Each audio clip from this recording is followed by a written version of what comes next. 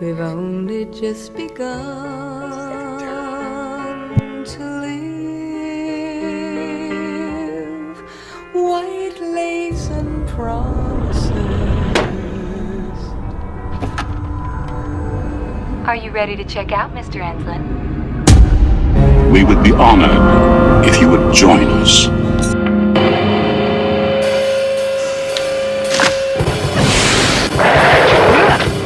Dad.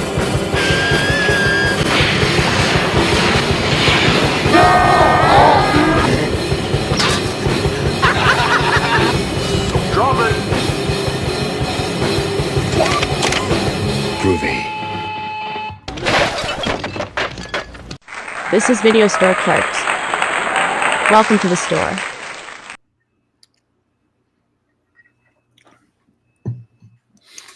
What's up, everybody? Welcome to the store. We are your clerks. I'm Dave. I'm Mike. Nasty. All right.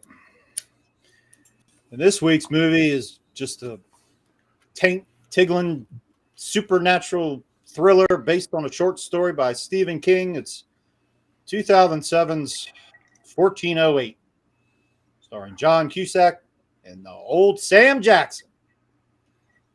But, well, how are you guys doing tonight? I mean, I think I'm starting to crack because we've been stuck in this video store for a while now, and I might be the first to go. You went on vacation 2 weeks ago. Nah, man, I was doing fucking inventory. Inventory. Unbelievable. Unbelievable. Doing pretty good. Good. But first, some shit went down, so we're going to start things off as we always do with the news. Fire it up, cue the news, and get the fuck out of my face.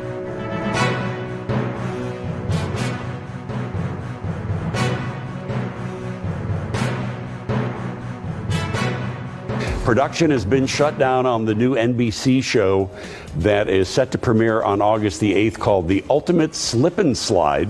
It's a summer game show featuring a water park full of water slides and giant versions of the backyard classic slide.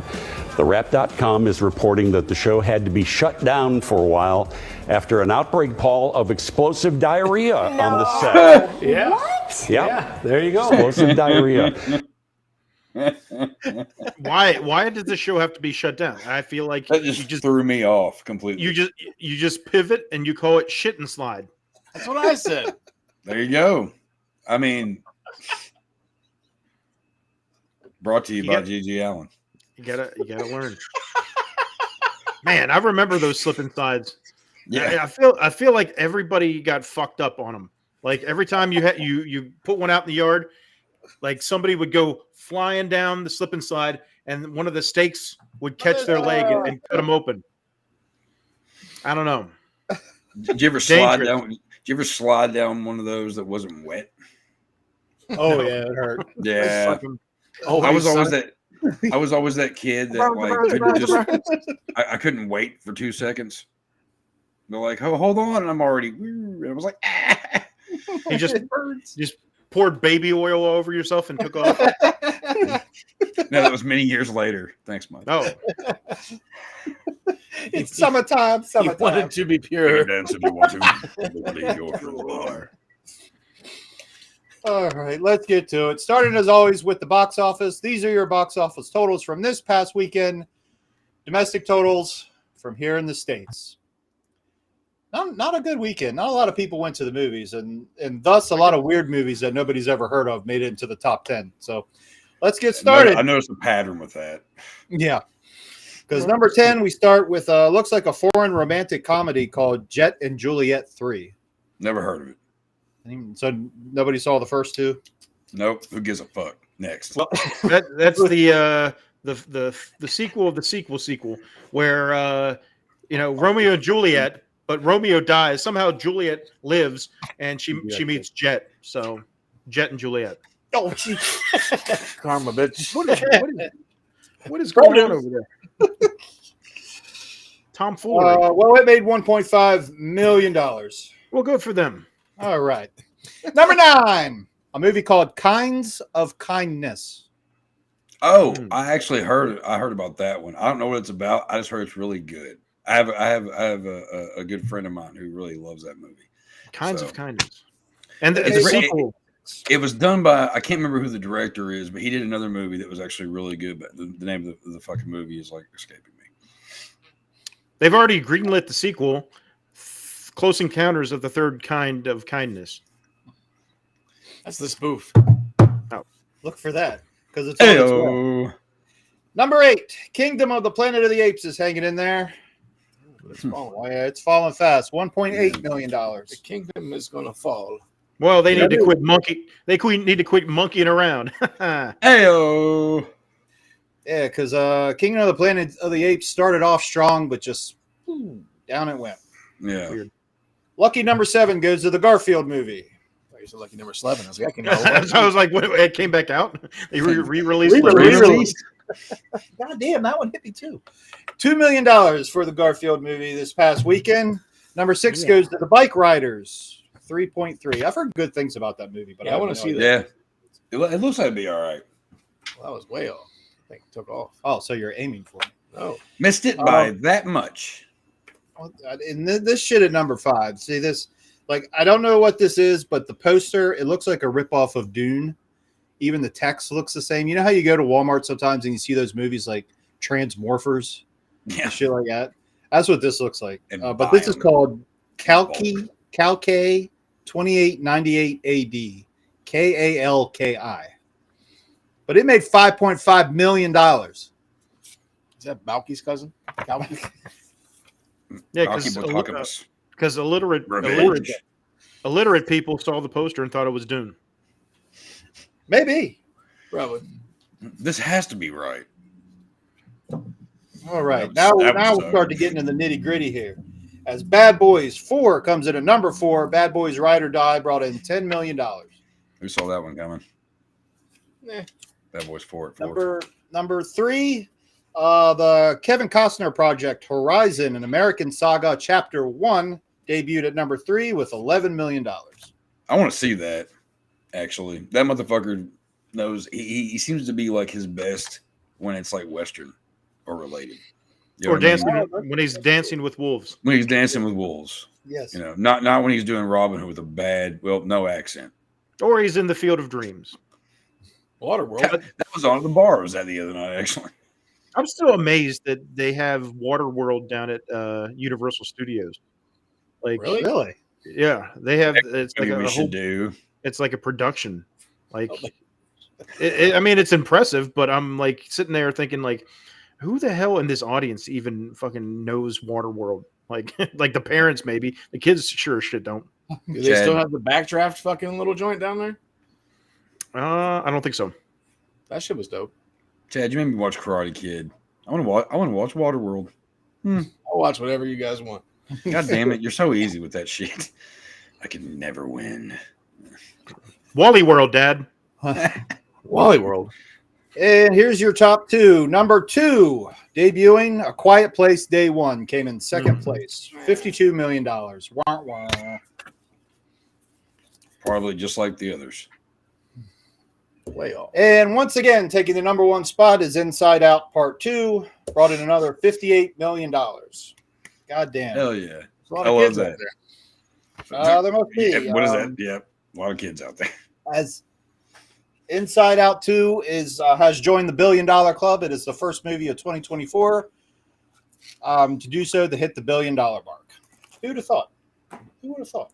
I mean, we've had a few kid-related films be at number 1 in the last few months, haven't we? I mean, yeah, it's summertime. Kids are off school and Garfield, all that good stuff. Yeah, Garfield. Yeah. All right, moving on. Some sad news. Martin Mull, man. I think it was last Thursday, passed away at age 80 after dealing with a lengthy illness. I know him best as Clue and Roseanne, but he's been in tons and tons of stuff. New audiences might know him best, and he was in Arrested Development, right, for a little while. Yeah. Inside Out.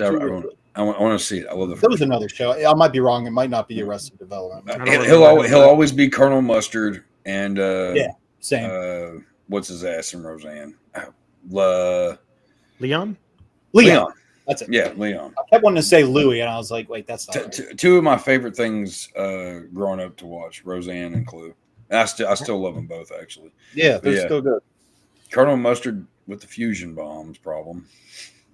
How did he die, Dave?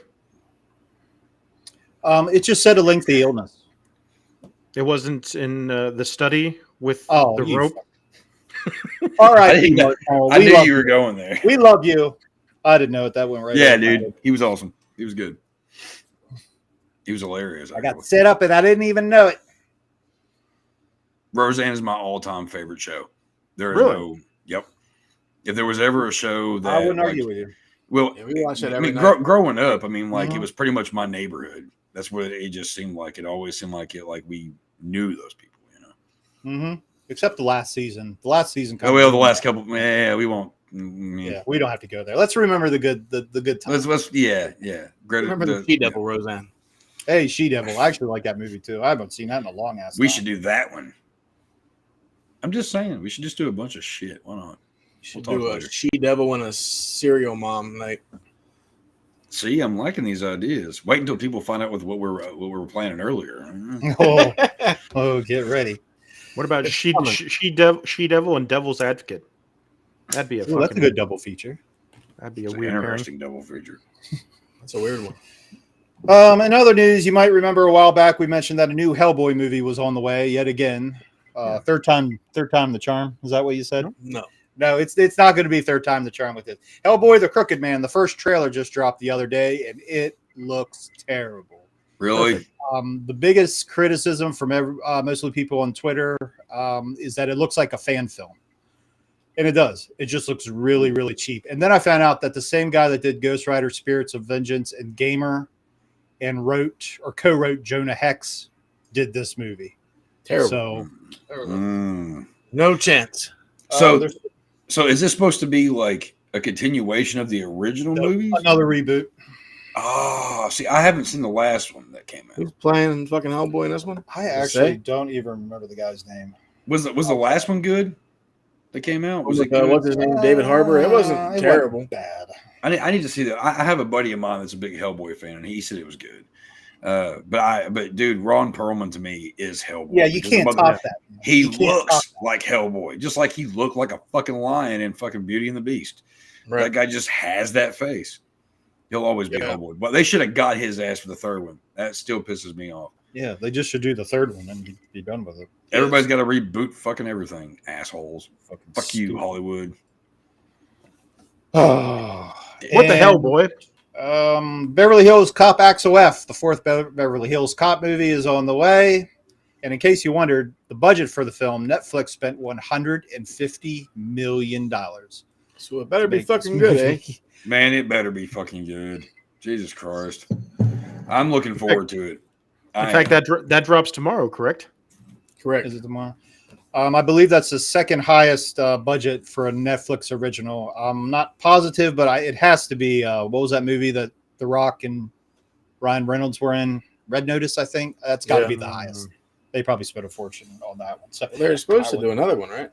Them too. I know Rock's coming out with some kind of Christmas movie next where he saves Santa. And I think it's called Red something too. There's a lot of Red. Jingle All the Way, the reboot, starring The Rock. I mean, it's probably that. It's not really that far from. He's like Santa Claus's bodyguard or some shit. Fuck saw the me, trailer Ryan, really? the other day. It's like whatever.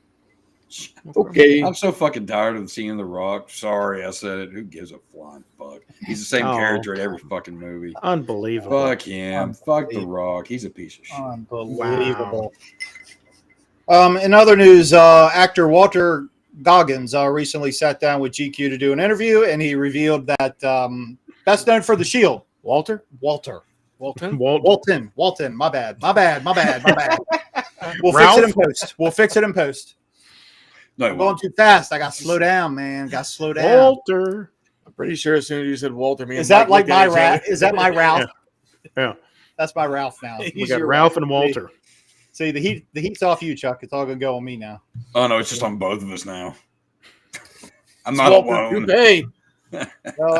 Anyway, He did reveal in an interview with GQ that the TV show The Shield almost did not see the light of day because the 9/11 attacks from 2001. But That'd been unfortunate. Yeah, thank God they went ahead with it as the show was finally released in March 2002, I think. One of the greatest shows Finally ever do Baby made. Billy's Bible Bonkers. See, like right now, I could never say that. What? Baby Billy's Bible Bonkers. Blah, blah, blah. It's Uncle Baby Billy's Bible Bonkers. Nope. Baby Billy's Bible Bonkers. Roll that in around your mouth. No. Shield, man, Shield. I still say Folks, if you Shield. guys haven't watched Righteous Gemstones yet, get on it. Shit's fucking hilarious. I've only seen a couple episodes. I need to get on more of that. That shit's fucking hilarious. Fucking Vice Principals is hilarious. Well, yeah. Goggins is You great. can't go wrong with Walton Goggins and Danny McBride. What's his name? Ralph. Walter. His name's Walter. Ralph. His name is Ralph. I still say The Shield is probably the best. The TV best show TV. of all Yeah, time. I would agree. I mean, dude, bar none. If you haven't watched The Shield, for God's sakes, get out there and watch that shit. Rent it. All the early Kurt Sutter series were dope. How you Good doing? shit. I'm all right. Yeah. How you doing? And finally, we'll just end with this one. That Superman reboot that's scheduled for next year. Will Reeve, the son of Christopher Reeve, will make a cameo in the film. That's Okay. all. You know, there's other shit here, but fuck the news. Fuck it. Some shit went down, but fuck it. Let's go on to 1408. What Oh, else shit. happened? But now I'm kind of curious. What else happened?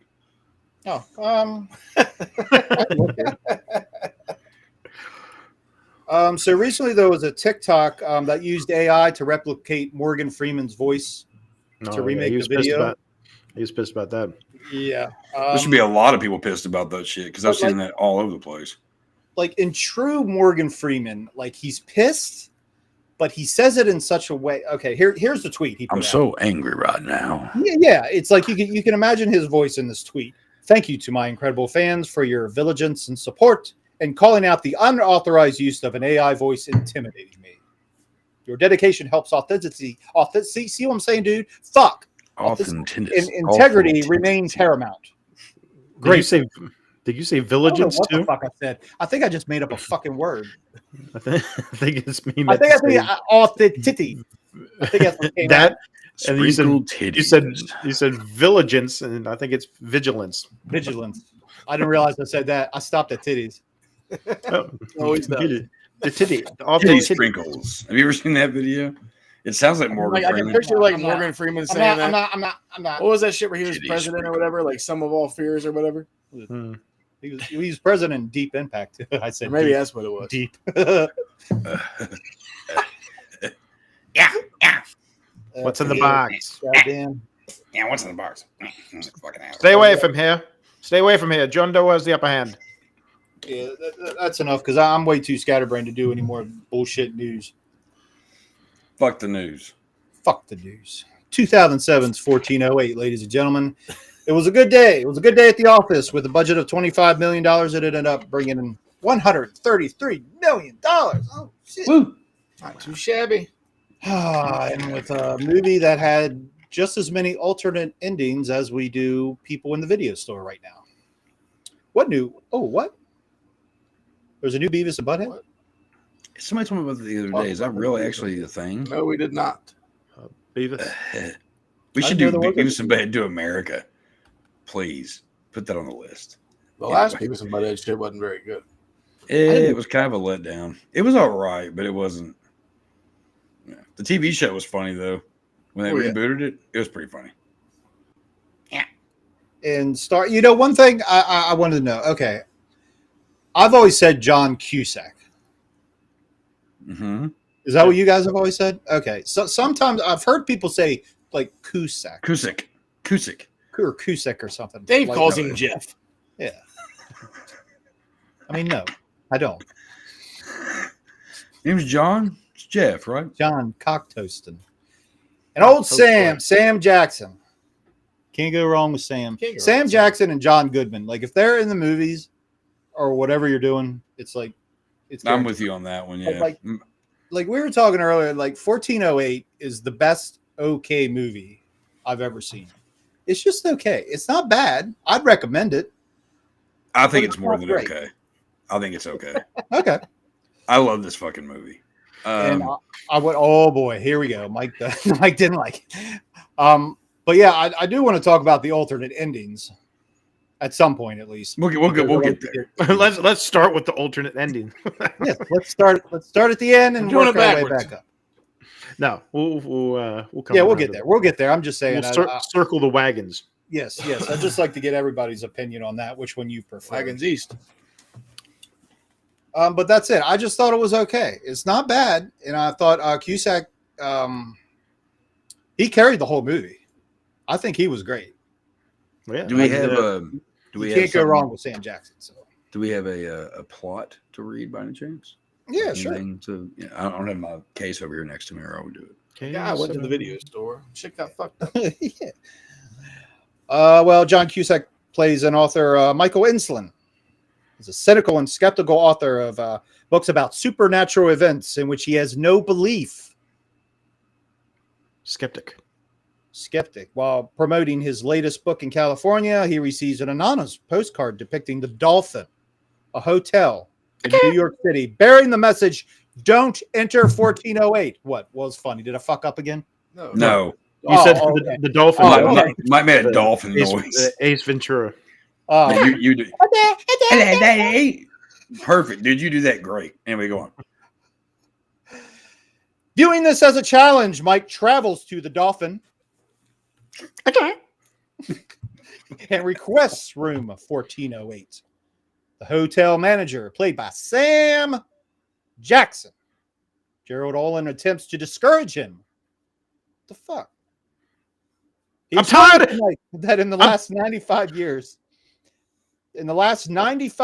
no one has lasted more than an hour in room 1408. The latest count is 56 deaths. The fuck? In a row? Repeatedly and passionately attempts to dissuade and even bribe Mike, but at Mike's insistence and threat of legal action against the hotel, preparations are reluctantly made. You need to do movie phone. What's that? Welcome to Movie Phone. Where blind people hear trailers. What, like, should I keep going? Should I read the whole thing? Yeah, there's more. Are we good with that? Okay, good. Why don't you just read all of Stephen King's short story? I don't know how. There's That's not on the back of the box. 2, 3, 4. What's on the back of the box? There's 4 pairs. The box. Everything's in fours. The back of the box. There's 4 of us. Yeah. 1408. There's 4 paragraphs describing. Fuck. Isn't this episode 114? Oh Jesus! Wow. There's 4 endings. There's 4 endings. There is 4 endings. The Horseman. Yeah. Let's get 4 people in the chat. Maybe.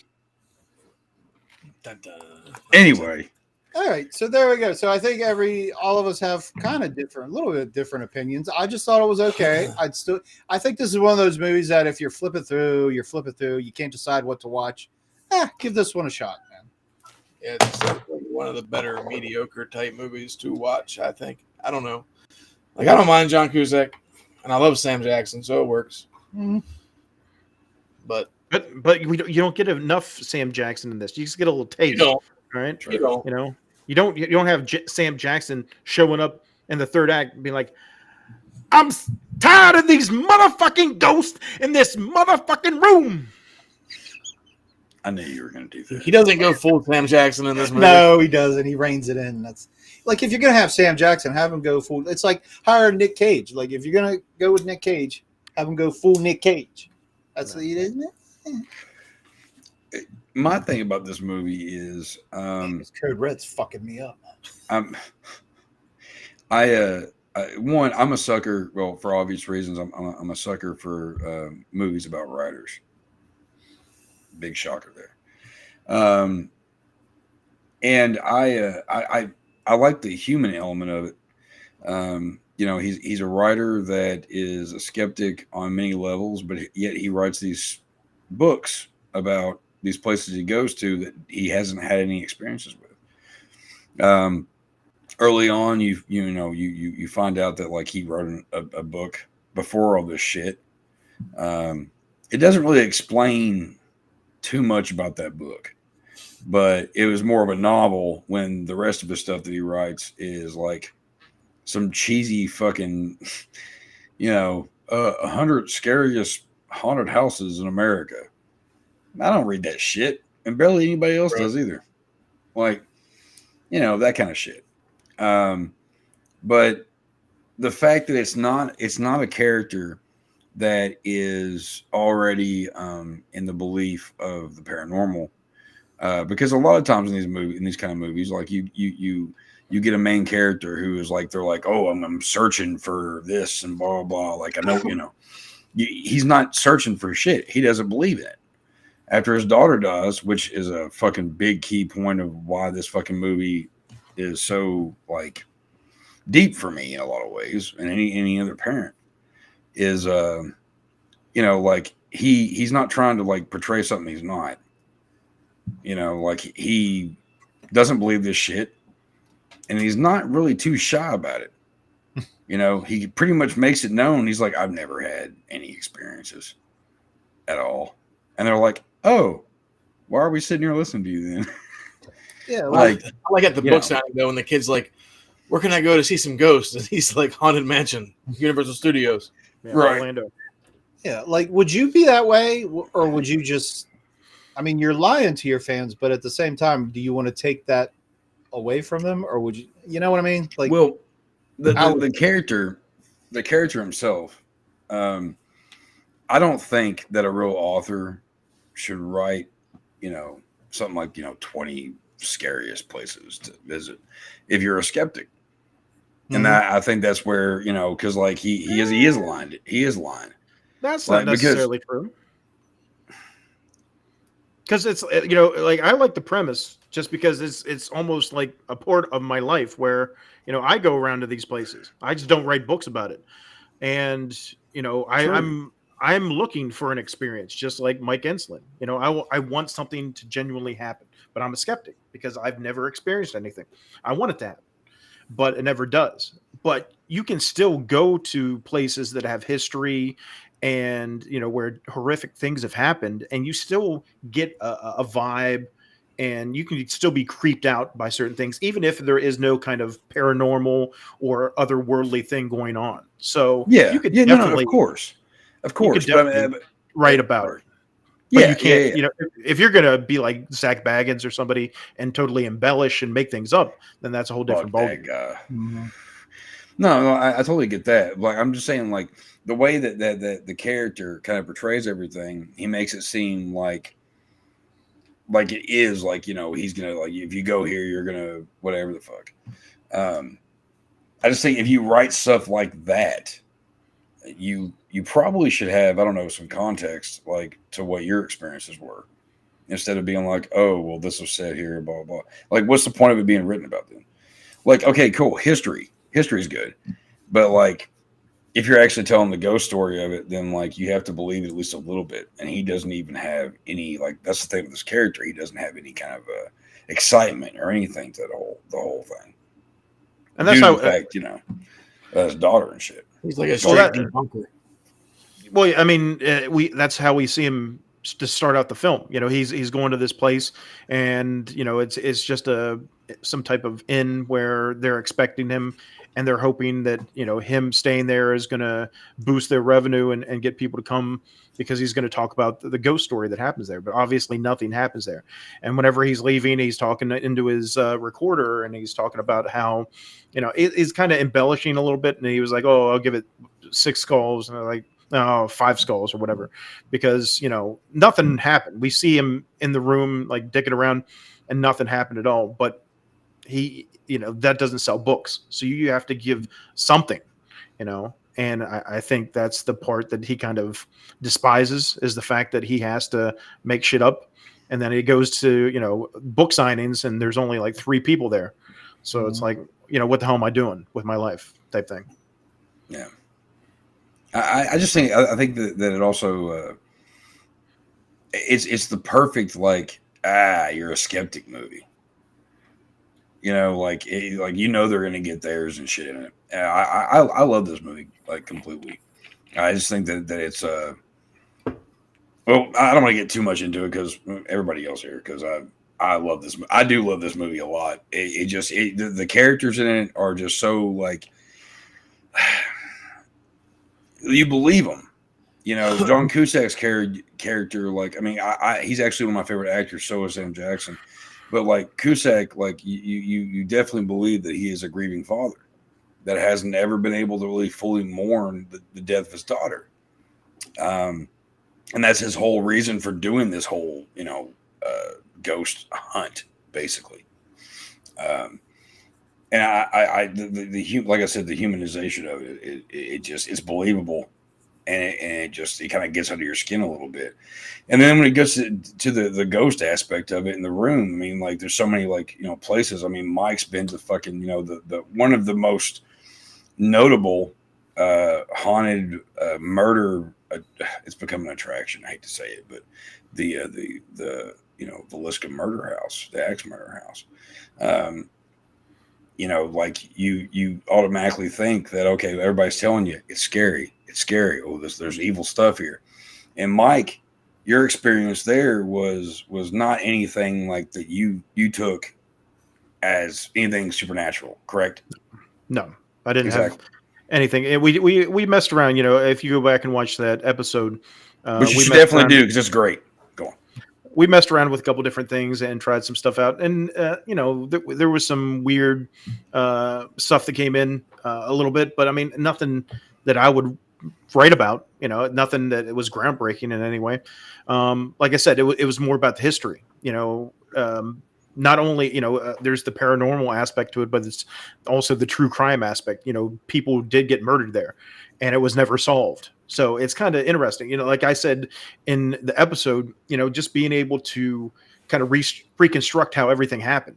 That you had the kids downstairs and then the family upstairs, and they were all murdered in their sleep. And it's like, if you go into that house and you go up those stairs, it's the same stairs, but they're creaky and loud. And I'm like, how does somebody in the night pull off a mass murder like this? And, it's just interesting to kind of experience that in general. But no, nothing jumped out and possessed me or anything like that. Oh, the cat did jump out, but they didn't possess me. So, see, and that's the thing. Like, it's the same thing with Mike Insland's character is the fact he hears all these stories. Everybody's telling him it's bad, blah, blah, blah. Sam Jackson is telling him, dude, like, look, you can go to another room. No one will ever know. It's like, okay, well, there's the intrigue of like, I don't really believe in this shit, but this is kind of crazy. I have to go through it anyway. And, he finally, he accepts the bottle of scotch. Isn't it scotch that Sam Jackson? Brandy. Is a brandy. And he's like, here, you can have this bottle and all this information, just you can't sit in the room. And he goes, I'm staying in the fucking room, and it's just like, goddamn. And then when he gets in there, pretty much immediately shit starts getting weird. But he is completely like telling himself, oh, this is all of a prank. That was I think the scene that had the first Sammy fucker quote in there, wasn't it? What? The Sammy fucker quote? No, like whenever fucking he's like, here, take this. He's like, I'm still staying. He's like, motherfucker. Yeah. All right. That's right. Yeah. Okay. Sammy fucker. Yeah. They have to. They have to. My dog is over here whining because he doesn't get enough attention apparently. So if you hear him whining, that's what it is. That's all right. I still can't believe I said Walter. I just don't. I'm still getting used to not wearing the sunglasses, and it's fucking with me. I think wasn't it a type of wine? Maybe I know. I saw on here where the translation of the bottle actually translates to 57 deaths. The bottle of alcohol that he gives him, and he mentions that there's been 56 people that have died in there. Oh, so okay. It's kind of like a foreshadow that Cusack's character was going to be the 57th. Yeah, I'm pretty sure it was a brandy. That's definitely a brandy glass. Yeah, it was definitely not. It wasn't a wine. And Sammy seems like he's a classy motherfucker in this movie, so he knows what kind of glass to use. I mean, he has a glass very similar to this one in it at certain points. Yeah. Whatever, it's classy. That's a water goblet. Oh, and that Villisca Axe Murder House episode is episode 42, by the way. Wow. There you go. Wow. That's a great episode. Yeah. I think that illustrates, just what we're talking about.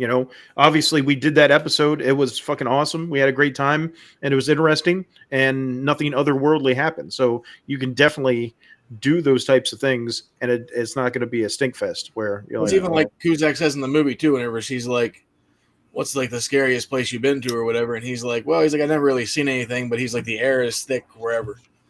He's like, I mean, you like I said, you get vibes, just being in certain places. It's almost like your mind plays tricks on you. So you're wondering, is it I'm fucking with myself or is there something going on here? And you get that sense in this film because it's all, is it in his head? Is he hallucinating? Did the alcohol he drink, make him, go crazy? Is there something in it? Is it spiked? Is there, he looks up at the vent all the time. Is there some kind of gas being pumped in the room where he's hallucinating? They throw in these little type of red herrings to make you think, is this really happening or is there something else at play? It's always about the debunking. I'm glad they actually threw all that in there with the fact that because there's a lot of that shit actually is how they are with some ghost hunters and shit. Is there some kind of fume coming in? Is there an electrical outlet that's kind of fucked up that kind of can or there's wires to the wall it can mess with. And his thermostat was fucked up too, so he probably figured something had to do with that. You know what I mean? Yeah. That's another thing. I think whenever he first gets the first little visit or whatever, and the toilet paper thing's off back to normal and all squared up like it was. And then he's like, all right, someone's in the room. He's like, let's Encyclopedia Brown this shit. Because even the fact that the maintenance guy wouldn't come in the room. He's like, right. That would be my first fucking clue. I've been like, oh, that door's still open. I'm leaving now. Yeah. If the maintenance guy isn't coming inside, nah, fuck that. Yeah. And he even asked him, he was like, he knew. He was like, okay, is it too hot or too cold? What is it this time? Yeah. I knew that guy from some other shit too, but I can't fucking remember it. I think he's been in a lot of shit. He's always just a background player kind of guy like that. Was he on The Daily Show? Is that who that was? I don't remember. I don't know about that. He was in Cocaine Bear. That's what it was. He was the cop. Yeah. I feel like he was a comedian too. Isaiah Whitlock Jr.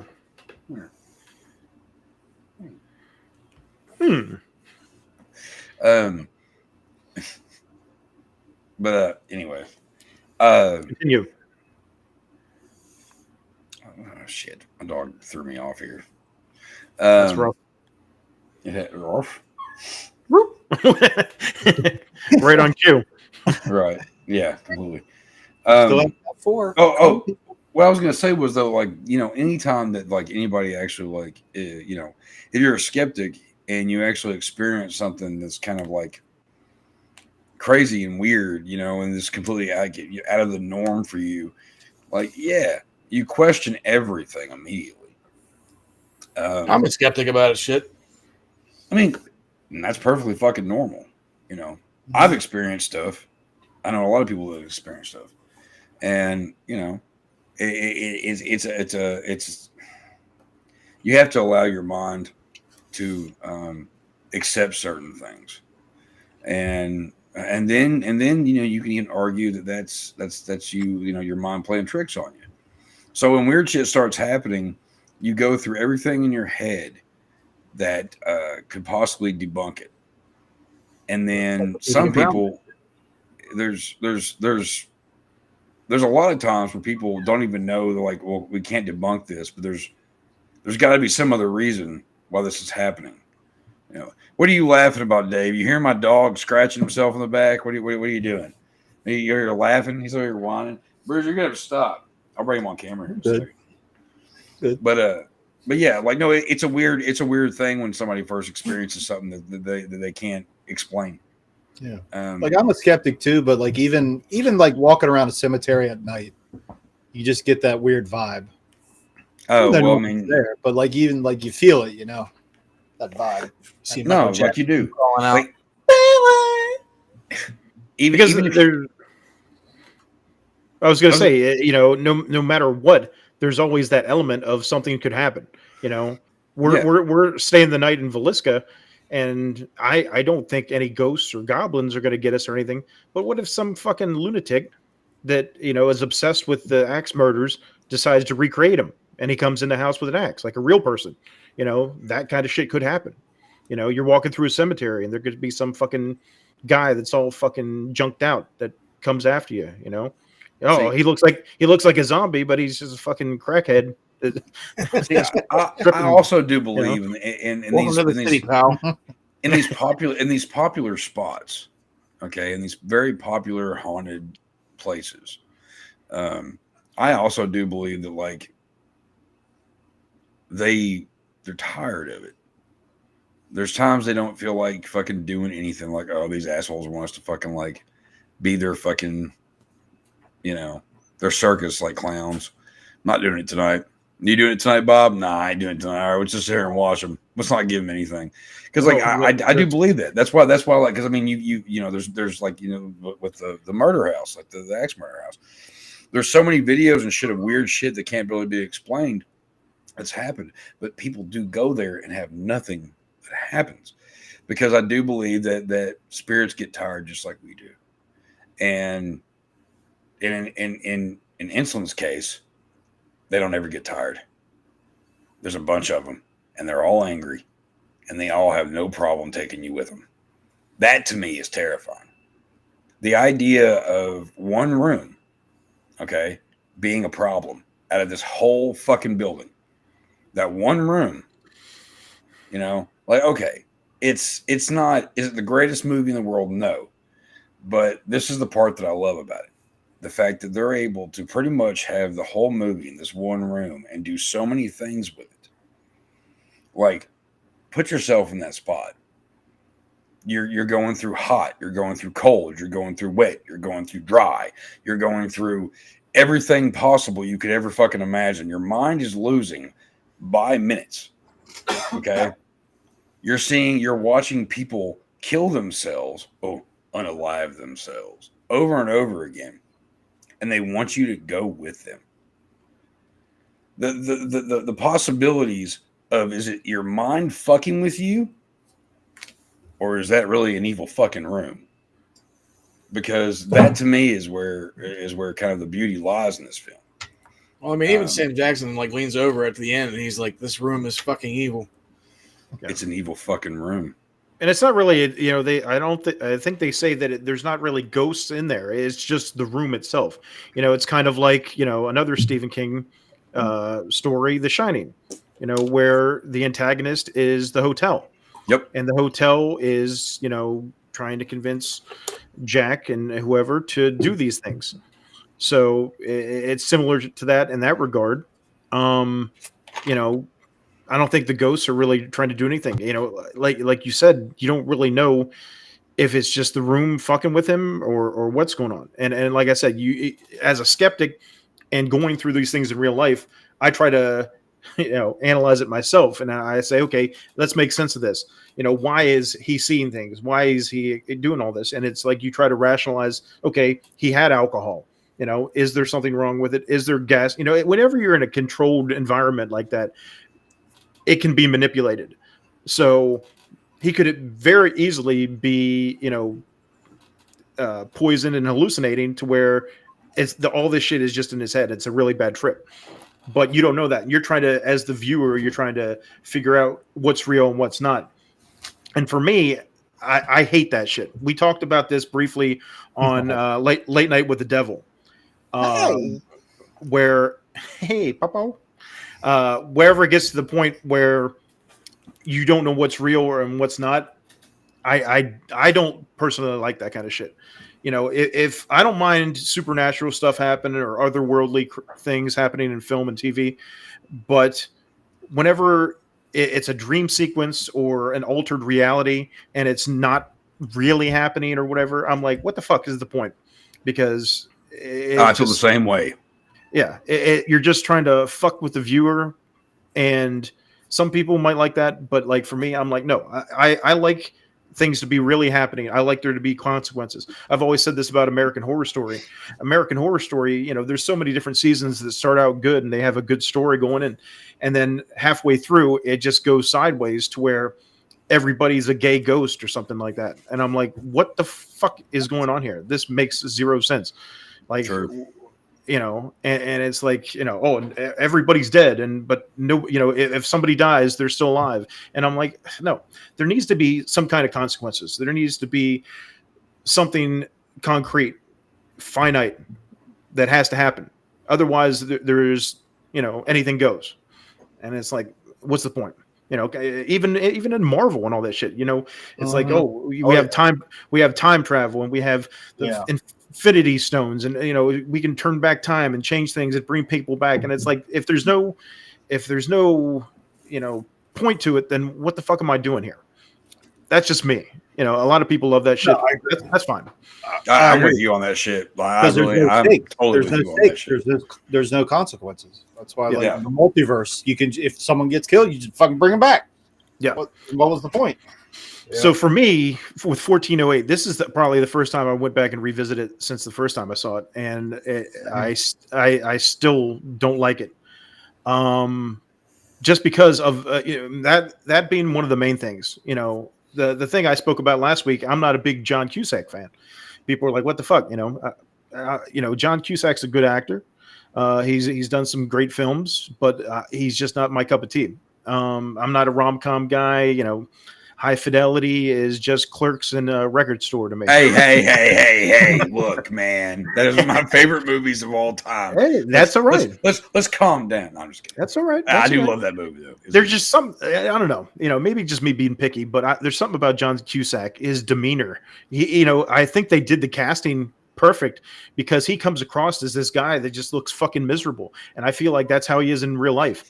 If you Google images of John Cusack right now, and look at all the pictures of him, he's just like you never see him like smiling with his teeth, like, ever, hardly. That's how I feel about Gyllenhaal.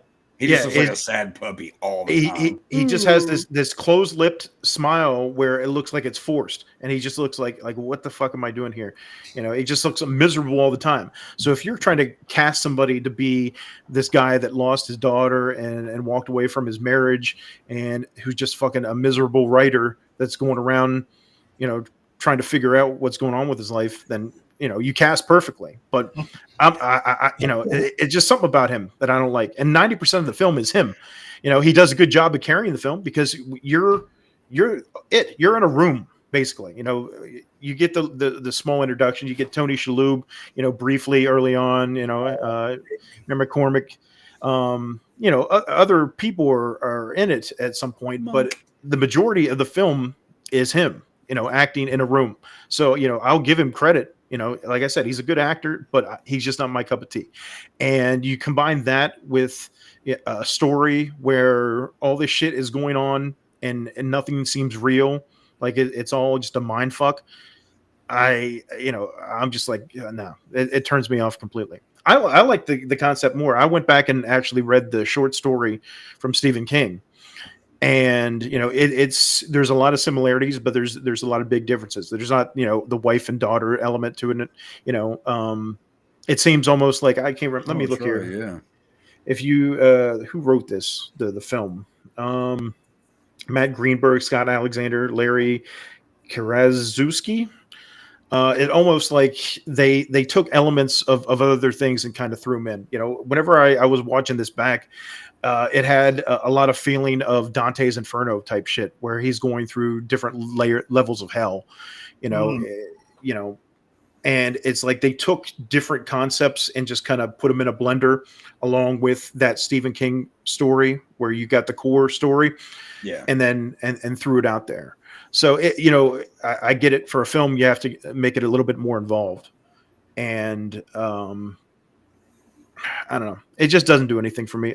You know, Chuck was saying something about the daughter element to it and everything. I think that might have been the only scene where I was actually moved. Wherever the daughter shows up, me. the daughter shows up in the room. You know, it's not the daughter. He knows it's not the daughter, but then you analyze it to where she's coming up and she's like, "Don't you know? I love you, Daddy. Don't you love me anymore?" And all this stuff.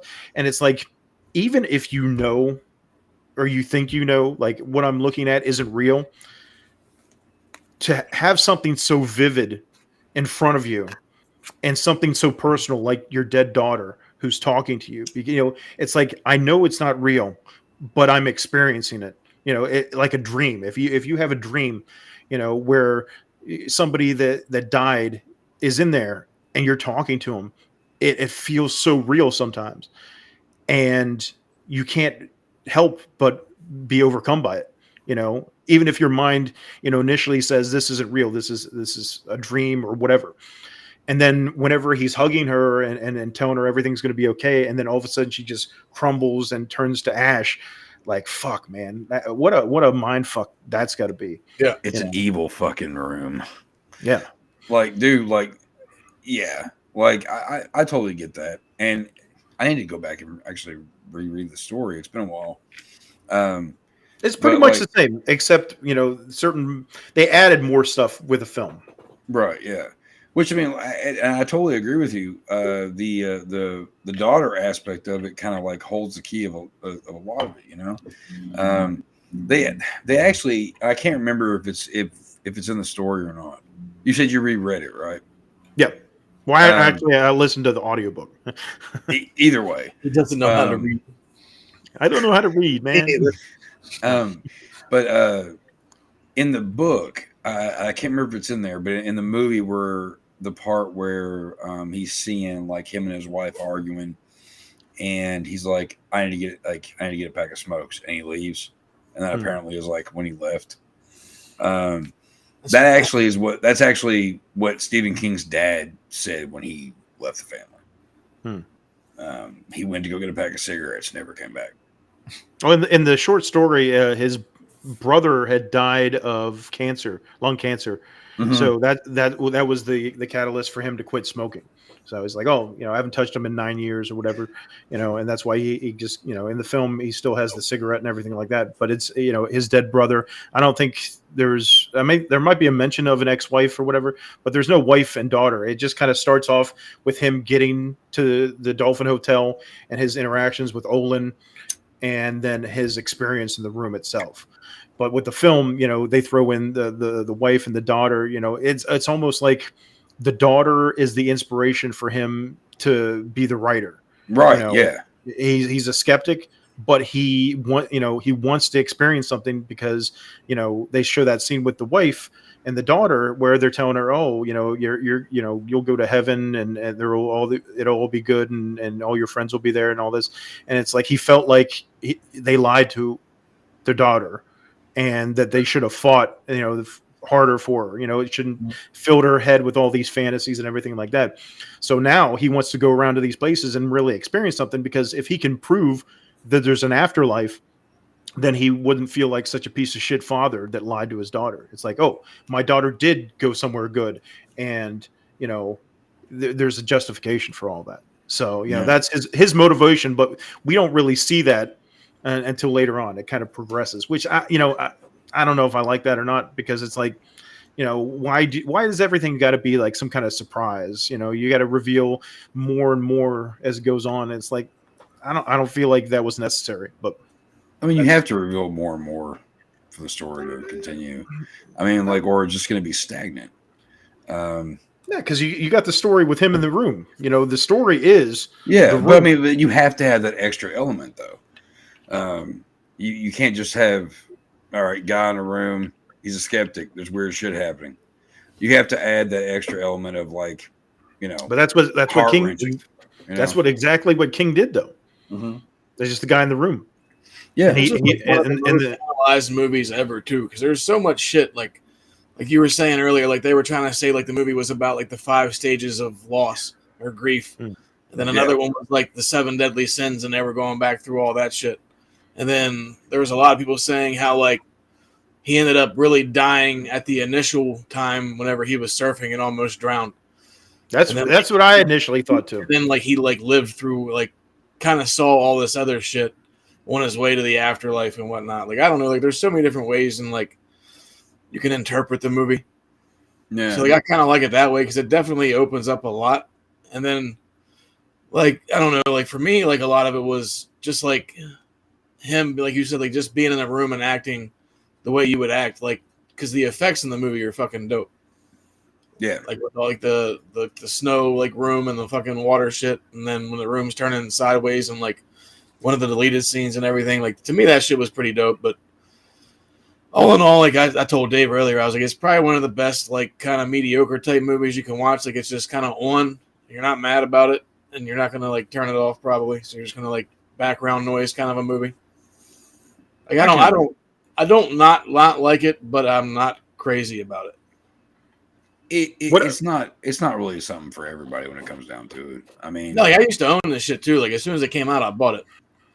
But I mean, back in the day, that's what you did with movies. Like you usually didn't go see them; you just went out and said, "Fuck it," and then you go home, and then you're like, "Fuck, this is gonna sit on my shelf." I mean, that's why I every Halloween I go to Walmart to see what kind of weird shit they have put up. Right? You know, same deal. I just say this movie has so much emotion to it. You know, there's the skeptic aspect of it. There's the complete fear aspect. You know, okay, you put yourself in a place where you're in a room and everything everybody's told you about it is true, and you don't know how to like respond. Well, really, there's only that one. Olin's the only person that really knows about this room, besides the maids that go in there with him. And I mean, true. And he really did try to keep him the fuck out of there. Like he's like, I'll give you a suite. Like I'll get you Knicks tickets. Like whatever the fuck you want, you got. Like just say. And so and it's understandable that Cusack's character, you know, was very like, okay, like I get it. Like you're trying to stay out of it to give it even more mysticism and stuff. Can you stop? Sorry, asshole. I'm live here. But no respect at all. Let me tell you. But you know, he's being told that it's not you know the normal type of place. So it just seems like a trope to him. It just seems like, oh, this is just a fucking tourist fucking trap. More bullshit. Yeah, you know, that he's gone through.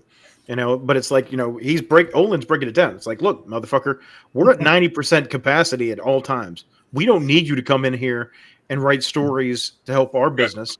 Yeah. You know, this is real. Like, look at this file. I'll show you my file. You can write all about it. You can take pictures of this other room. It has the same layout. You know, and to Enslin, it seems like it's just a tactic, but it's complete legitimacy from Olin. To where he's like, no, you know, but what always, you know, made me think, I'm like, okay, if this room is such a huge ordeal, you know, he even says something like, why not, you know, close it down or tear it down or something.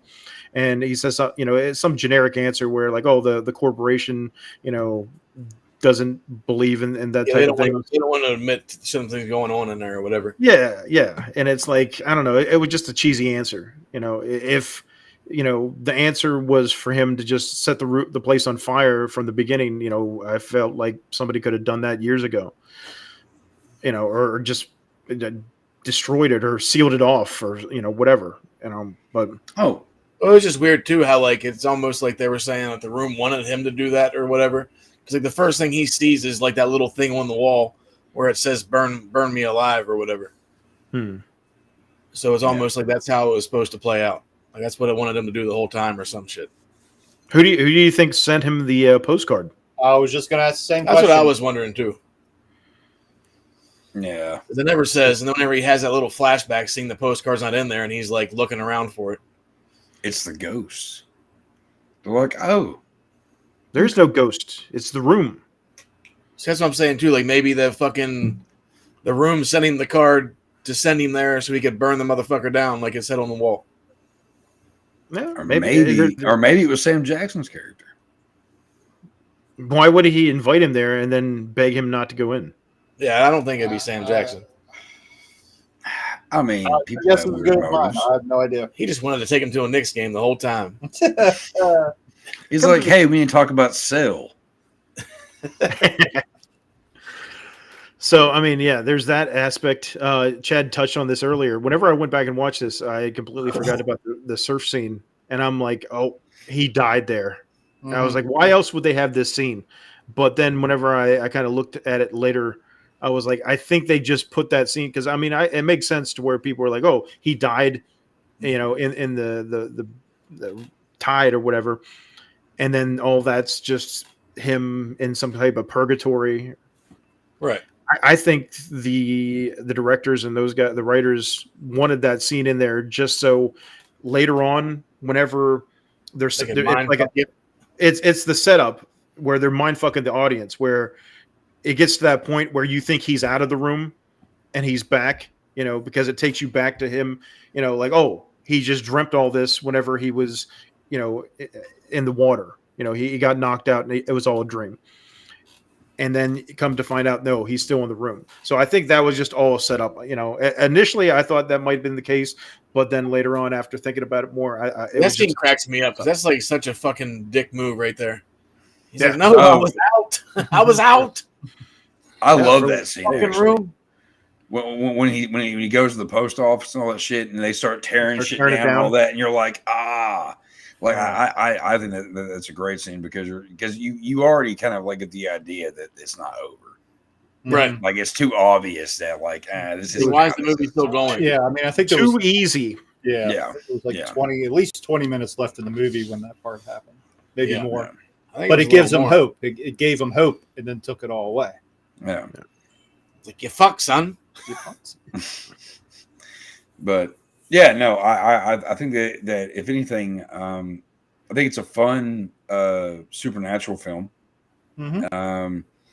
It kind of goes at all the emotions, like I said, you know, skepticism, fear, sadness, heartbreak, death, suicide, self-loathing, all that. And it's kind of weird, and to me, it's kind of impressive that they show all that in pretty much one room. Any time that that there's a movie that's made that takes place in predominantly one area, and in my opinion, like I said, I love this movie. I get impressed by it. It's the same kind of feeling I have for movies like Phone Booth. You know, it's like it's predominantly in that one area and they execute it well. Right. And I honestly think that that this movie kind of shows that John Cusack is a good actor. I think, you know, with everything from acting the way he does when he's like, oh, this is all fucked up, you know, not believing anything, to how he is when he realizes this shit's fucked up. You know, this is real. And, you know, and even down to the scene with his daughter, which is probably, I would probably say probably one of the most gut wrenching scenes as a parent. You actually kind of like, at least to me, you actually kind of believe that that he's going through that kind of mourning still. You know, you kind of believe that he knows that's not his daughter, but he wants so bad for it to be his daughter. And as a parent,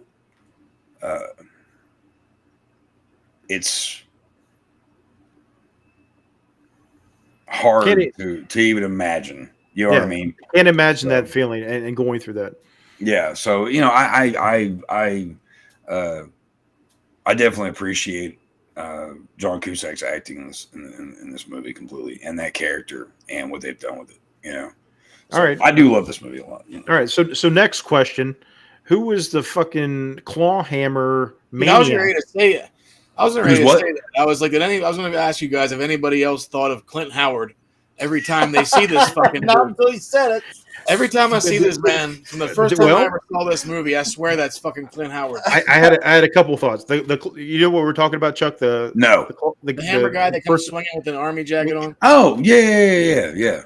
Okay, Yeah, no, that's never really He was in explained. the painting later, yeah. a lot isn't actually explained now that I think about it. But And yeah. it's kind of weird, but I thought about it. I did my research, and I got something for us here. Okay, Something, all right. something special. We're gonna break some ground here Clint on Howard. on Is it? The video store. No, not the actor. The Video Store Clerks Podcast. Here it is. The Claw Hammer Maniac is indeed Hey. Pelimato from The Mandalorian. Okay. Oh, okay. No, that's It's not. It's not. You should have kept that going. I totally bought that. I mean, I can see it. I mean, if they put her in makeup, like, and kind of. Well, the one on the left, is a man, and the one on the right is Amy Sedaris. So. Oh.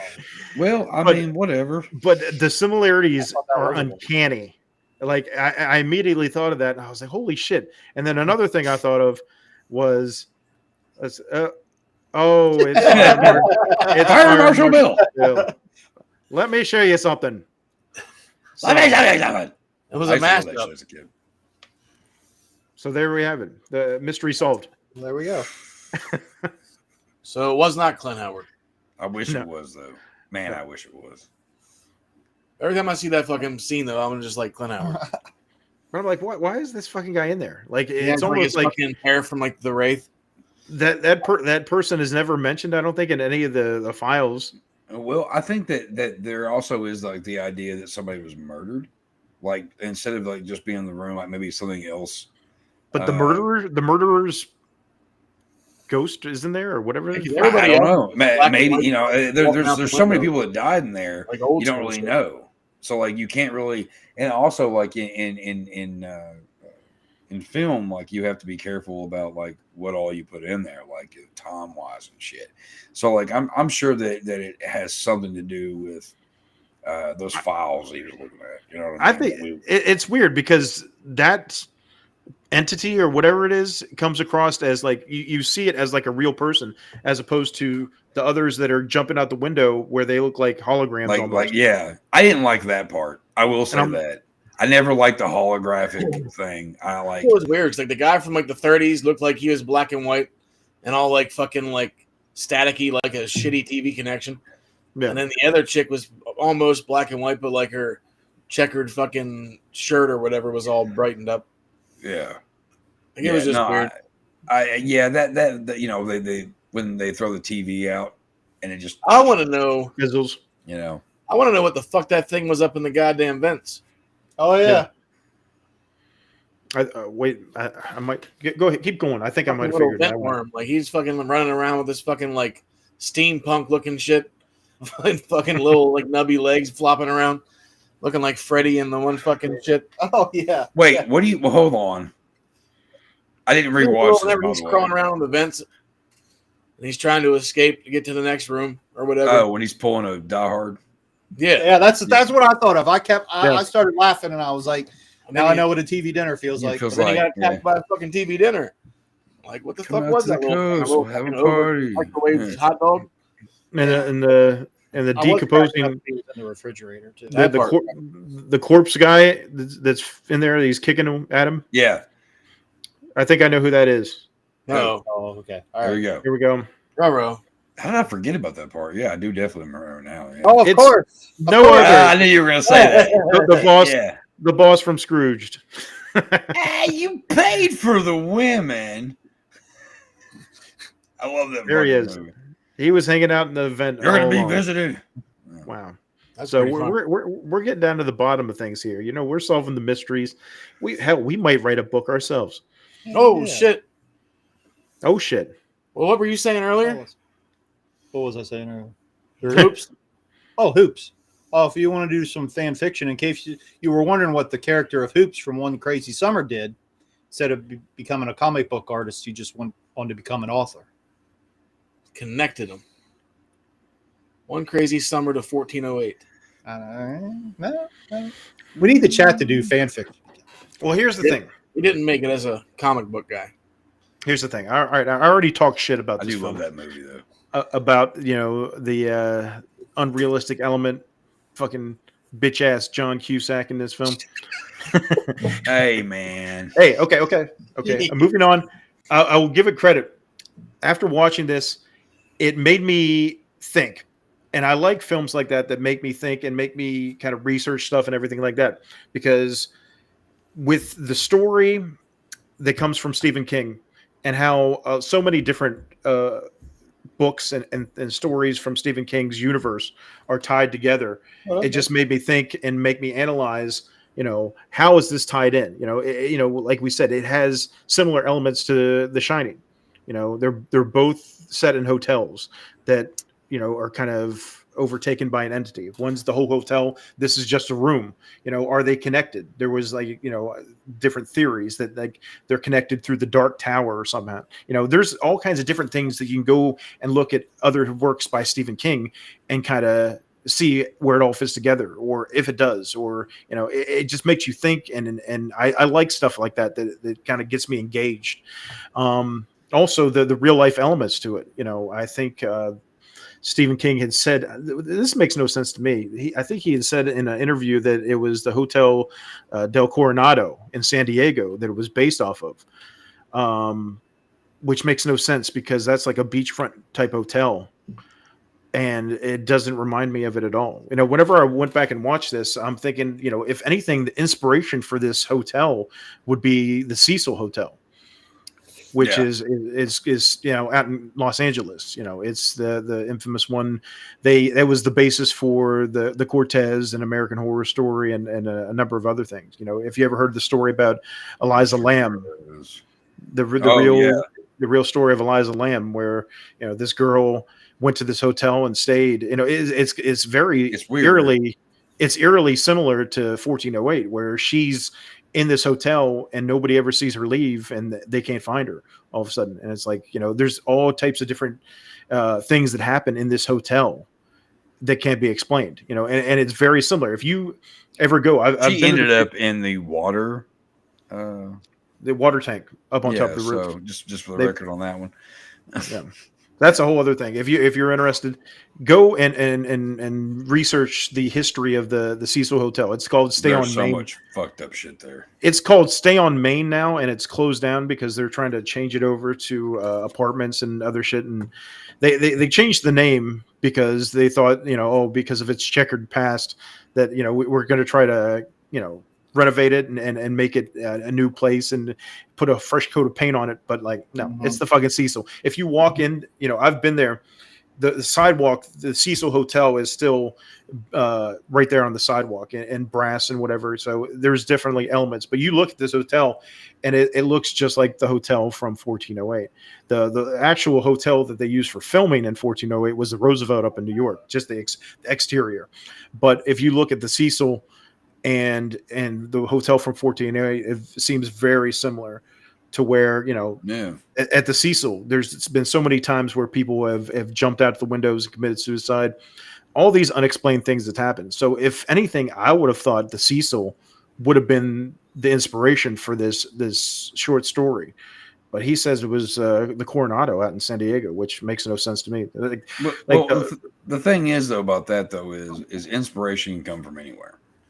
True. And so being at some place, because I've written stuff that the inspiration came from somewhere you wouldn't even see in the story. You know what I mean? You can have, you can go stay at one place and have this whole idea in your head because you're like, oh, whatever, but it could be a completely different setting from what you would, what you would expect. I guess, but it just doesn't make sense to me. Inspiration. At the end of the day, it comes everywhere. At the end of the day, if you rename it, it's still Camp Crystal Lake. Right. Same with the Amityville house. True. But if you research Hotel del Coronado out in San Diego, it's a beachfront hotel, and the big ghost story out there is the death of Kate Morgan, where years ago she was found on the steps outside, dead, supposedly from a self-inflicted gunshot. There's theories on that because I think the autopsy had said there was a different bullet, so they think there was foul play involved. So who knows? But there's been numerous things that have happened at that hotel over the years, and people have died. It just doesn't have the same vibe or anything that the Cecil does. Like if you compare those two, and you think about 1408, personally, I think the Cecil Hotel, and I don't see why. I don't know why King would go that far off base, for inspiration, because I've stayed at fucking the Stanley Hotel out in Estes Park. And that's where he stayed and got the inspiration for The Shining. And I could, walking through those halls, I get it. It made sense. And I'm like, okay, I understand why he got inspiration from staying here. But again, I don't know. Inspiration comes anywhere, my friend. Guess, you get inspiration. That's the thing, though. That's the thing you have to understand, though, is like it doesn't have to be where you're at. The inspiration can come anywhere. You can go. What's a good example? You can go. No, I understand. Out in the middle, you know what I mean. Like the inspiration can be anywhere. I understand. It doesn't matter where it's at. I just think Stephen King's full shit on that explanation. I think I don't know why. I don't know why. I don't know why he's full of shit on that, because I mean, like that's inspiration. It comes. I don't buy anywhere. So I don't buy his explanation. All right. What we don't buy his explanation, though. I mean, like he said, you can't buy where you've never been somewhere that like inspiration hit about some weird idea or some shit that had no. I mean, I've gone to all kinds of fucking places where like why am I fucking having this idea about this? Like inspiration comes anywhere that you are. It doesn't matter. It doesn't matter if you're in your own fucking house or if you're in the fucking 5 miles away from your house or you're 5 states away from your house. If you're in a fucking haunted house, it doesn't fucking matter. Like inspiration hits no matter what. You can't fucking judge somebody or give somebody shit because of wherever their inspiration comes from. I love you, Mike. I'm sorry I'm a little hyped up. I'm gonna blame the alcohol on that. I love you to death. This isn't that fucking crazy of a thing, but no, seriously. I mean, you as a writer, I have to say that that's a ridiculous thing to say, because inspiration comes anywhere. It doesn't matter where you're at. I can be in the fucking bathroom taking a piss, and I can think about a fucking story that happens in the fucking wilderness, not in my fucking bathroom. So if Stephen King has inspiration in a fucking beachside fucking front hotel, and then the story ends up being in New York City or whatever the fuck or whatever, so fucking be it. You know what I mean? New York City, get a rope. You know what I mean? Like it's just inspiration comes anywhere, so you can't really say that. Okay. You know what I mean? Okay. You know what I mean? I get it. I get it. Inspiration comes from anywhere. What I'm saying is Stephen King is a fucking liar. Damn it. Or Richard Bachman, whatever your real name is. Dude, you are fucking killing me right now. God, I love you, Mike. I love you. Do you read Sutter King? No, but I read a lot of Stephen King. Read a lot of Stephen King. And you fucker. There's something else at play here. There's something else going on. Richard Bachman, Stephen King. I don't know. Jesus Christ, there was a whole reason why he did that too. Do you want me to go into that? Oh, sure. I'm sure there is. Because he's fucking. Because it was different for me. Because the Richard Bachman stuff was more extreme than the stuff he'd already put out. So he wasn't sure how his audience would feel about him putting out stuff so extreme. When it came out that he was Richard Bachman and everybody was accepting of it, is when he took away the Richard Bachman thing and Richard Bachman died. And then it all came together. Dude, I'm a huge Stephen King fan. Do not do this to me. Seriously, people have different. There's reasons. There's a lot of authors it all makes sense. Names. It all makes sense now. Maybe I'll just do a pile of cocaine and write Tommy knockers. Fuck. Maybe you will. Stephen King did. I mean, if you really want to get down to the nitty gritty, I mean, Stephen King. I mean, he is the reason for why I love the shit that I do in a lot of fucking ways, and why I do the shit that I do. But but not Kurt Vonnegut. I haven't read any Kurt Vonnegut. Whoa, that's surprising. Anyway, no, I'm not hating on Stephen King. Stephen King's the shit. He's the GOAT when it comes to writing. But I think I don't know. I don't believe in when he says that Hotel Coronado is his inspiration. This is fucking Hotel Cecil. I don't understand what you mean when you don't believe it. What do you mean you don't believe it? He says it. There's nothing that says that you shouldn't believe it at all. There's not one goddamn thing that says you shouldn't believe his inspiration. Why is he not allowed to? Why is he not allowed to lie? You're saying that Stephen King has never told a lie. He's like honest fucking Abe. I'm just saying honest fucking Abe Lincoln. But I don't know. I don't have that answer. Nobody does. What do you fucking? I'm going on the record saying he's lying. I don't know why. I don't know how. I think you're just trolling me right now because there's no reason. There's no way you would know. What was your favorite ending? Maybe it was just a mistake. Maybe it was just a mistake, like Walter. Like you just say things. Maybe. I don't know. Maybe. So the alternate endings. Because the hotel used in the movie was the Roosevelt. Yeah, that was the exterior. The interior. It was a hotel in London, I think. Yeah. Was the one they shot the interior. Yeah.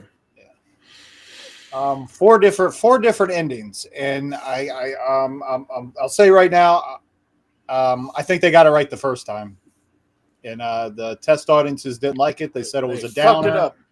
So they shot 3 different endings. Let's see. The first one was the funeral, and there's 2 different endings where he has the recorder, and there's another ending. What was the other one? Well, if you go in order, what the theatrical ending is where he survives. Yeah. And then that's the whole thing. That's where the wife and him both hear the recording. Yeah. There was another one where it was just him that heard the voice, and he still survived. Yeah.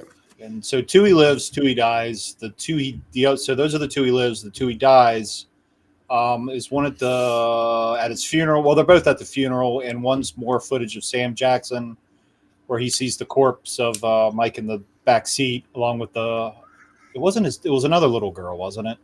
Yeah, that was a girl. Her dad. He hears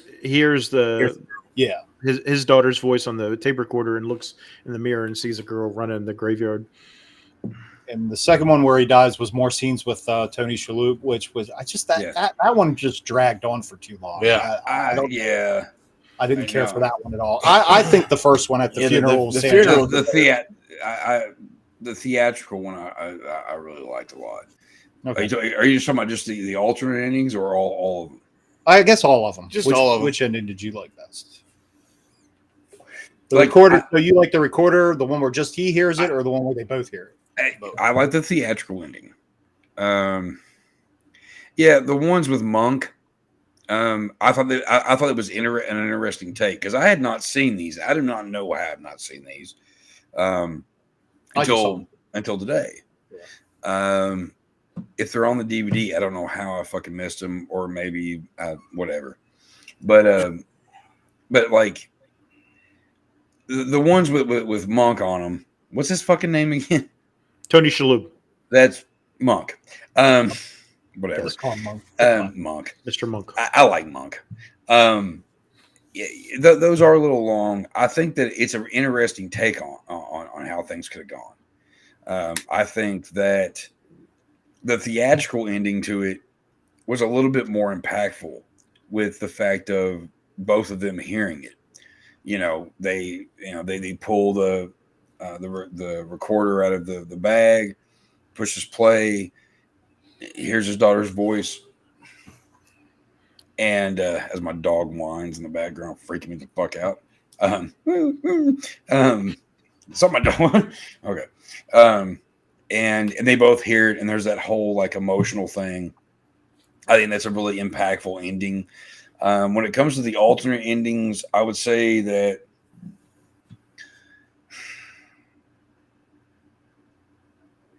I don't. It's kind of weird because like I kind of like the fact I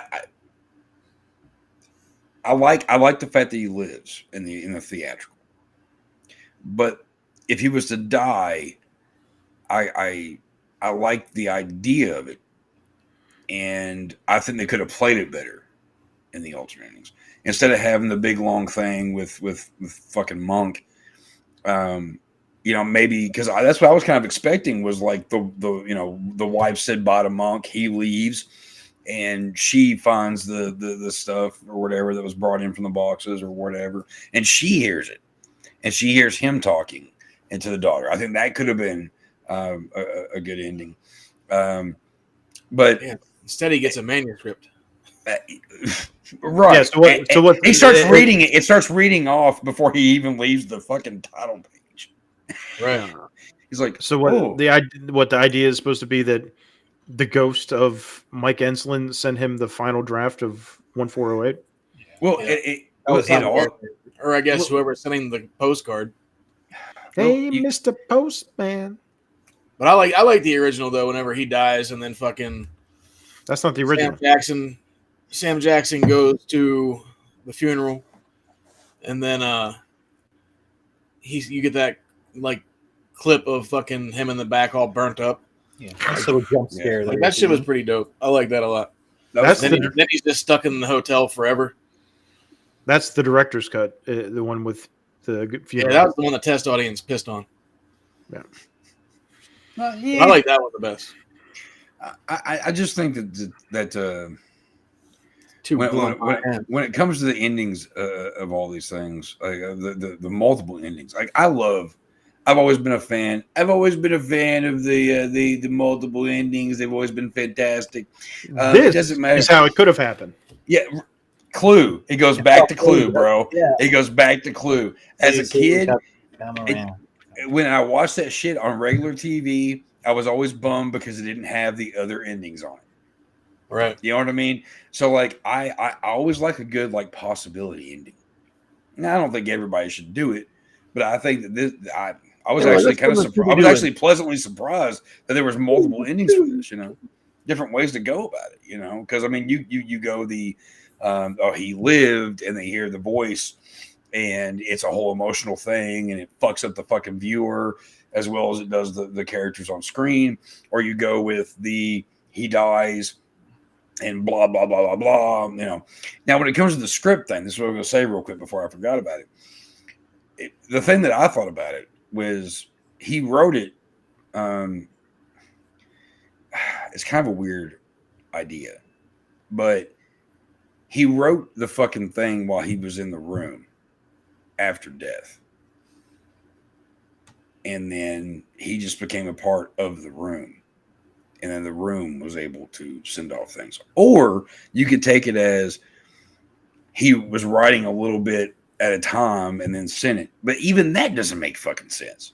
So how does the entity of the room pay for postage? Don't know. I mean, it goes, man. Yeah. If an envelope on the desk and the front counter, they fucking slap a stamp on that bitch and send it out. I know. It did send him to the post office at one time. I do love that scene, though. I do love that scene when he thinks everything's fine. You know, nothing's fine, but like everything seems fine, and then I did crack up when he broke the windows. I like how like at the end too, though. Like fucking fuck, you fucked me up. I'm sorry. I'm fucking. You like at the end? Yeah, the credits. Best part of the movie. It's cool. All the names go by.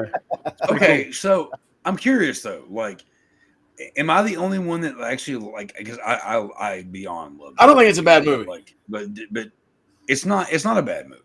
No. So I'm just curious about what your all's feelings are. Like overall, is it that bad to you? No. Mike. Okay. No, like I said, it has if anything. Well, okay. Now that we're talking about the endings, before you talk, real quick, let me fuck you up real quick. Fuck me out. So, whenever she's like, "You wrote that quick," and he's like, "Hey, I already wrote it before." Yeah, that part's funny. That's what I forgot about when Dave fucked me up. I do like that. I do like where he's like, "I already written it before." I just fucked up Mike probably. Go ahead. No, I was gonna say, if anything, the two different endings give you two different concepts to where, you know, like I said, if you don't know what's going on, if this is all a hallucination to him and he just goes crazy and kills himself, like burns himself alive in a room, you have the ending where the funeral and he's dead, and that's that. But whenever Sam Jackson listens to the tape recorder, he hears the voice. So he knows that something real happened, but you have the theatrical ending where he survives and him and his wife listen to the recording and hear the daughter's voice. So it really happened. I think, if anything, I liked the theatrical ending where he lives and they both hear the voice, because that kind of says, okay, all the crazy shit that happened, whether or not you thought it was real or not, this voice on the recorder confirms that it did happen. So, So Mike, you were theatrical, right?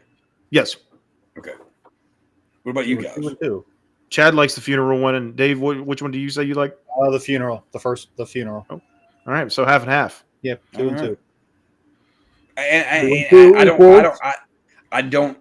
I don't hate the funeral one. I actually liked it, but I think that it works better with the way that it was in the theatrical version. Which is surprising, because if anybody's been watching this podcast, they probably were thinking that I would hope John Cusack dies at the end of this film. But no, right? Did you see the fifth ending? You see the fifth ending where he just blows his fucking brains out? I love that one. Yeah, they honestly, the thing is though, they should have actually. If it was me, I would have done let's just record, let's just film a quick ending to it all. Yeah, fuck this, boom. You know what I mean? That would have been kind of fucked up funny, if that makes sense. It's just if they would have done just a blooper or some shit where he's just he sees the toilet paper roll rolled up weird, and he's just I'm done. Boom. You know what I mean? And just the movie's over. You know what I mean? Funny shit like that. You know what I mean? He goes back into the bathroom and it's just completely filled with shit. He's like, wait, not again. That wasn't there. I didn't shit that out. What's going on here? A ghost shit in my toilet, man. Someone shit in my pants. Dude, I think a ghost shitting in your fucking toilet would be horrible, because they can do it over and over again. Actually, for all we know, our toilets are filled with just ghost shit constantly. It's the shit, man. Honestly, I'll be perfectly honest here. I believe that for certain family members that have passed on in my life still fuck with me. Shit in your toilet. I would not, dude. No, hear me out. Have you ever flushed the toilet somewhere and it stops up and there's nothing in it? Have you ever done that? What? I have. I have flushed the toilet and it stops the fuck up and there's nothing in it. And for all we know, it's the dead going, "Hey, I'm still shitting." He's gonna go check the toilet, make sure it flushes right. I'm just saying. There's the possibilities are endless. Dude, it's even more fucked up in Australia. The fucking toilet flushes backwards. That's that Australian ghost. That fucking Crikey. Australian ghost. Hey, no, it's Canadian. No, crikey. Hey, yeah. Hey, buddy. Sorry, I got them mixed up. Hey, buddy, I'm not Australian. That was a horrible Australian accent, too. That was Canadian. That's not a knife. That's not a knife. Fuck. Yeah. Hey, whatever. Buddy. Sorry about that. All right. So, yeah. And, but yeah, I think that this is a good film. I think it actually falls in the line of people who are big horror fans like we are. I feel like it's give or take. I know it's not everybody's fucking cup of tea, but if you're just a film fan and you're not hardcore horror or hardcore comedy or whatever the fuck, if you just like film, it's a good one. I liked the links that they've gone to in this film to include the little Easter egg type things, where on the DVD the runtime is exactly 104 minutes and 8 seconds. There's a thing on the DVD where it stops at 1 hour and 44 minutes and 8 seconds. There's all kinds of different things in the movie where it adds up. 1 plus 4 plus 8 is 13. The superstition that because there is no 13th floor, but essentially it is the 13th floor, even though it's on the 14th level or it's numbered 14. 13 on 13.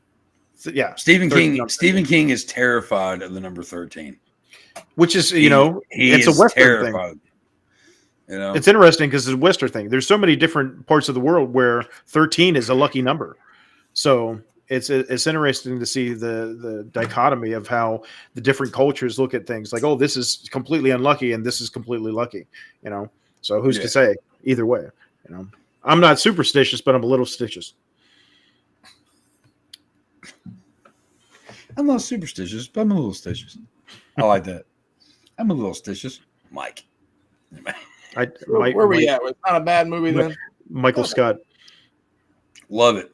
I love this movie. Like I said, I'm a sucker for writer films, movies about writers and shit.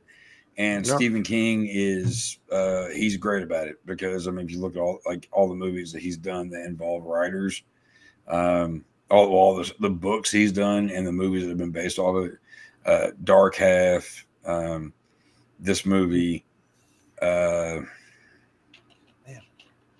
think if anything, we've come to the determination that Stephen King is a liar.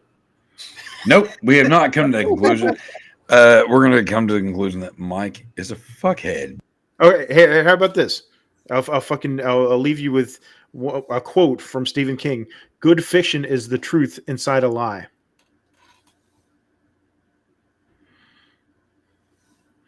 So there you go. 1408. I give it 6 skulls. Now, fuck them. 5 skulls. Chuck, what happened to you? Uh-oh. Oh, he punched his microphone. Now it's not working. It's like that part where he can't hear anything. Oh, this is perfect. All right. Well, thank you all for tuning in. Did you mute him, Chad? Nope, he's still there. The 2 mutes. Oh, he disappeared. Oh, shit. Oh, man. Oh, we can't fucking... Hold on. He'll be back. He was inside. He's in the room. He always comes back. He's in the room. All right. Well, we need to get wrapping things up. There we go. Can you talk now? Yeah. Can you hear me? Oh, good. Oh, there you go. Okay. Woo. It's because it fell. For some reason, the plug I put it in is kind of loose. I bet. I've had many ex-girlfriends. Hey, whatever. Yeah, I don't remember what the fuck my point was going to be because it's gone now. But perfect. I love this movie. I do love this movie. Mike and his opinions don't matter. Thank you. Stephen King is not a liar, and I think this is a fun movie that anybody. Mike, I'm just fucking. I know. I just sound like a dick when I said it. I love this movie a lot, and I think that it's a fun one. I also think that it's a very emotional one. It takes you through different realms of the psyche, and yeah, I highly recommend it completely. Well, there you go. All right, let's move on because it's now time for our random clip of the week. Woo! Random clip from a random movie. Let's see what we got this week. Let's see. Hi. My name's John. You are in violation of the balance. Leave immediately, or I will deport you. Wow. All of you.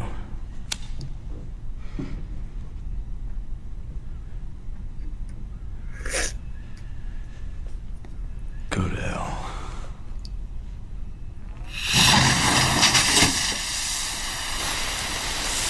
Holy water. There you have it. Great movie. Great movie. The sequel is the sequel really coming? I saw things about it. Is it actually happening? No idea. No idea. I've seen some things. Keanu was actually supposed to play Mike in 1408. That's true. Interesting. All right, we were gonna try to end the show at 14:08, but I don't think we're gonna make it. We might. Nope. No, we got 8 seconds. Yeah, I don't think we're gonna make it. Nope. No. All right, so let's just that's cool. Just play the ad. We might as well get paid at this point, right? Fuck. You know him from Bastard Sons of a Judas Goat, Nasty Nation, Graveyard Talk, and the Video Store Clerks Podcast. He is the creator of Stoner Gore, Chuck Nasty. Stephen King's a And liar. If you have a craving for extreme horror, the following titles may interest you. Thirsty. Sludge. House of Flesh. Going to Hell, Fresh Kills. All available now Erotic in Kindle gore. and paperback, only at Amazon.com.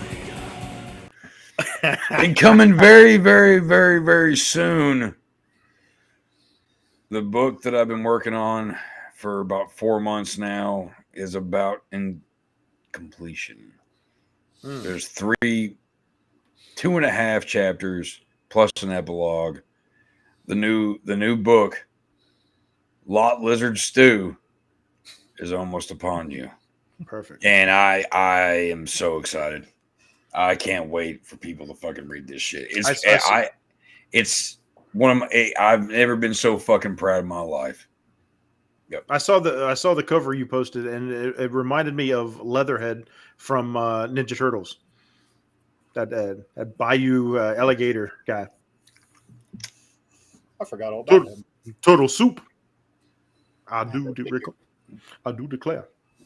Well, I can guarantee that. I guarantee. That's he says that too. I guarantee. I guarantee that when Law Lizard comes out, everyone else will agree with me that it's probably some of my best work, and I'm very, very proud of it. And was it the Hotel Coronado? Oh, okay, Stephen. No. Fuck you, Mike. Asshole. No. What was my inspiration? Death and depravity. Wow. There you go. Perfect. And double-headed alligators. Check it out. You'll enjoy it. I promise. Or you might be offended. Double-headed snake. I just had. Oh, that's the sequel. Anyway, if we end at 1:48, would that count? Kinda. Will that be close Nope. enough? Oh, okay. Well, because I was going to say, because a while back we hired a private investigator. Because if you've been watching us for a while, you know we're supposed to have 5 clerks. Whitman is our 5th clerk, and he hasn't been seen all year. We did inventory back after the holidays, and he has not been seen since. it was the blue room, man. The blue room. He just got lost. I looked. But I did get an email. I got an email from the company with an update. Finally, it's only been all fucking July. And we'll read it right now. Blah, blah, blah, blah, blah. We ain't found shit. Okay. Well, that's great. Perfect. Wait, were we really trying to stretch this out for 5 more minutes? I don't believe so. Nah, forget it. It ain't worth it. Just delete. We're getting out of here. Fucked up. Can we just edit, like, take 2 minutes of Chuck ranting and delete it? Blah, blah, blah, blah, blah, blah, blah. Oh, real quick though. Real quick. We have to say we mentioned Whitman, so we got to mention Whitman Photography. Go check him out. He does a little bit of everything. Busy. Instagram, Facebook, DeviantArt. DeviantArt, he has a little bit of all his stuff on there. Whitman is a master of his craft, and he takes pictures of everything from the wilderness, the nature of life, to beautiful women and their boobies. Yeah, I was going to say.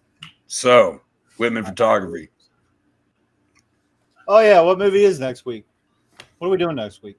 Well, we touched on it earlier when we had mentioned. Huh? Are we doing this again next week? This movie? No. Oh.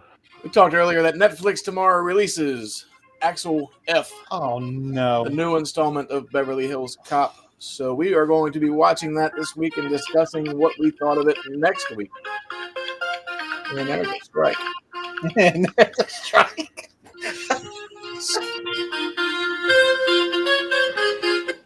Okay. Billy. All right. I'm feeling it now. I'm feeling it now. All right. Billy, I need your help. Billy. Oh, so well, we'll see. We'll see if this $150 million Netflix movie is any good. Or are we going to get Coming to America 2 again? I don't know. We'll see. We'll find out. We'll find out. And we'll be back next week with Ralph and Walter. Yeah. And Foley. And the follow-up to the Stephen King liar theory. Also, you motherfucker! God damn it! I tell you what. Real quick, I got a fan mail from last week. It says, "Dear nice. Mike, Mr. Miyagi is a fucking hero. You're a piece of shit, and quit dogging on my boy." Thank you.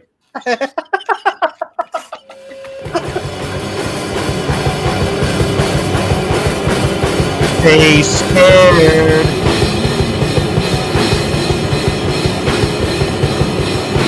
I can't believe I said fucking Walter. God damn it. Walter.